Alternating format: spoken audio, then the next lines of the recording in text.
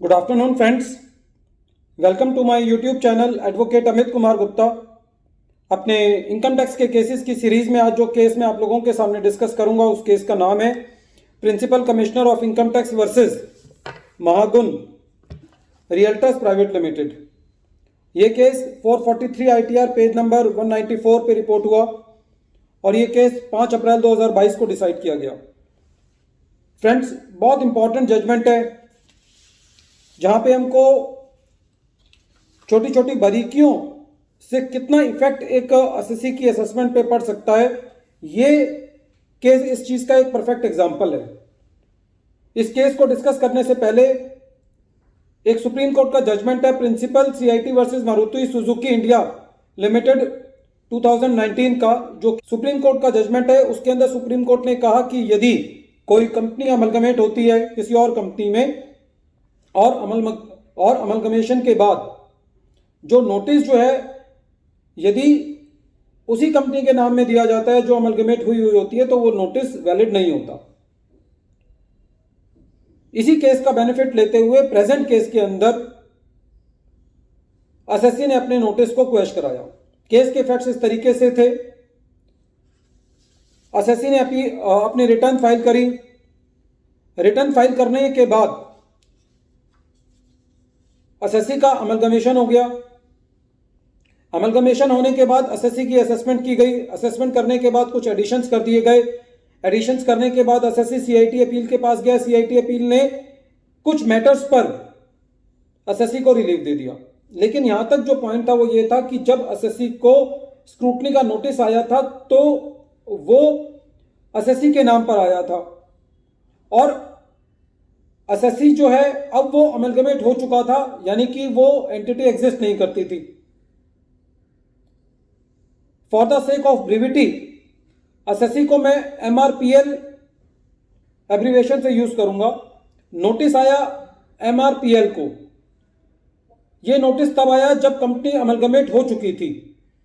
तो एसएससी ने पहली बार ITAT के अंदर यह अपील ली कि principal CIT versus Maruti Suzuki India limited के अंदर यह डिसाइड हुआ है कि यदि कोई नोटिस किसी ऐसी कंपनी को आता है जो अब एग्जिस्टेंस में नहीं है तो वो नोटिस वैलिड नहीं है। ITAT ने एसएससी की बात मानी और उस नोटिस को क्वेश कर दिया। डिपार्टमेंट हाईकोर्ट गया और हाईकोर्ट ने भी, दिल्ली हाईकोर्ट ने ITAT के ऑर्डर को मेंटेन रखा। मैटर जो है वो सुप्रीम कोर्ट के पास गया। सुप्रीम कोर्ट ने इस केस में बहुत अच्छी ऑब्जर्वेशंस दी। सबसे पहली ऑब्जर्वेशंस जो है वो सुप्रीम कोर्ट की ये थी कि जो पुराना जजमेंट है principal CIT versus Maruti Suzuki India limited का, उस केस के अंदर जो टैक्स ट्रीटमेंट था अमलगमेशन पे, उन सारे प्रोविजंस को कोर्ट के समक्ष नहीं लाया गया। The court said that the tax treatment in the various provisions of the act were not brought to the notice of the court in the previous decisions। कहने का तात्पर्य यह है कि जो पहले डिसीजंस हुए उसके अंदर जो टैक्स के प्रोविजंस हैं अमलगमेशन के केस में, उन सबको कोर्ट के समक्ष जो है वो नहीं बताया गया। कोर्ट ने 3-4 बातें और अमलगमेशन पे कही। पहली बात यह कहा कि amalgamation is not the winding up of the company. Winding up में तो कंपनी का वजूद खत्म हो जाता है, लेकिन अमलगमेशन में नहीं होता। दूसरा कहा कि in amalgamation the outer shell of the corporate entity is undoubtedly destroyed.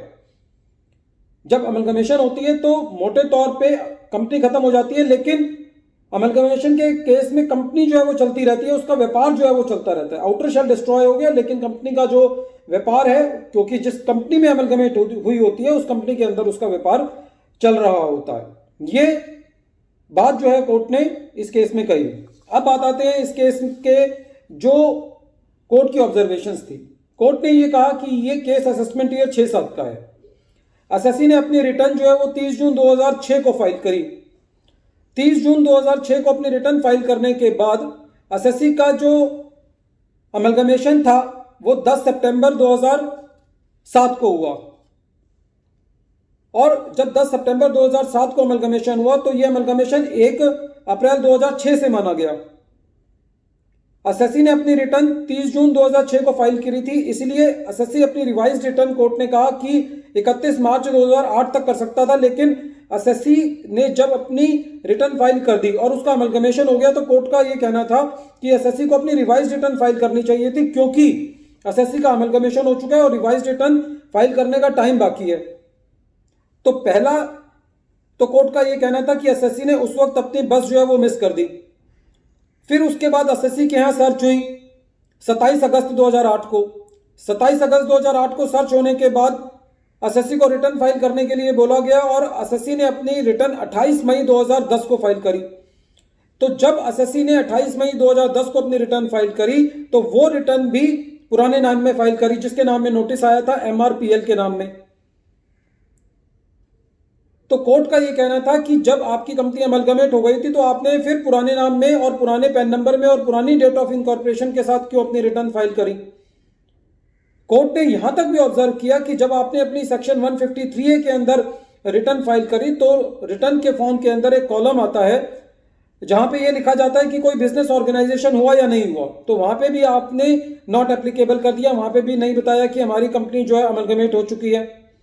तो कोर्ट का ये कहना था कि आपने ये फैक्ट जो है वो डिपार्टमेंट से छिपाया कि आपकी कंपनी जो है वो अमलगमेट हो चुकी है। आपको भी अमलगमेशन के टाइम पर यह बताना चाहिए था कि आपकी कंपनी अमलगमेट हुई है, और इवन जब आपके पास मौका था, आपके पास रिवाइज रिटर्न फाइल करने का मौका था, आपके पास 153A में जब रिटर्न फाइल हुई तब भी आपने डिपार्टमेंट को यह नहीं बताया कि आपकी कंपनी रीऑर्गेनाइज हो चुकी है। उसके बाद भी जब असेसमेंट चल रही थी और काफी सारे मौकों पर जो कंपनी ने अपना एफिडेविट दिया वो भी कंपनी के डायरेक्टर्स ने एमआरपीएल के जो पुराने डायरेक्टर्स थे उन्होंने एमआरपीएल के नाम में दिया। तो इन सब तथ्यों को देखते हुए कोर्ट का यह कहना था कि आपको इस चीज का बेनिफिट नहीं मिलना चाहिए कि आपकी कंपनी अमलगमेट हो चुकी है, नोटिस पुरानी कंपनी के नाम में आया, क्योंकि आपने सारी चीजें इतनी बात हो जाने के बाद भी आपने पुरानी कंपनी जो अमलगमेट हुई है उसके नाम पे की।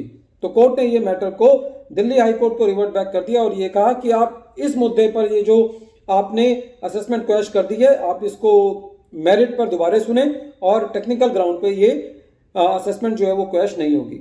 फ्रेंड्स, ये केस इतना इंपॉर्टेंट है इस चीज को समझने के लिए कि यदि एसएससी ने अपने रिटर्न फॉर्म के अंदर एक गलती कर दी तो उसके लिए कितनी भारी हो सकती है। इसका मतलब यह है कि जो कंप्लाइंस के काम हैं जिनको इतना इंपॉर्टेंट एसएससी नहीं समझता, तो ये केस इस चीज का एक एग्जांपल है कि जो कंप्लाइंस के पार्ट हैं वो कितने इंपॉर्टेंट जो है वो किसी असेसमेंट में हो सकते हैं।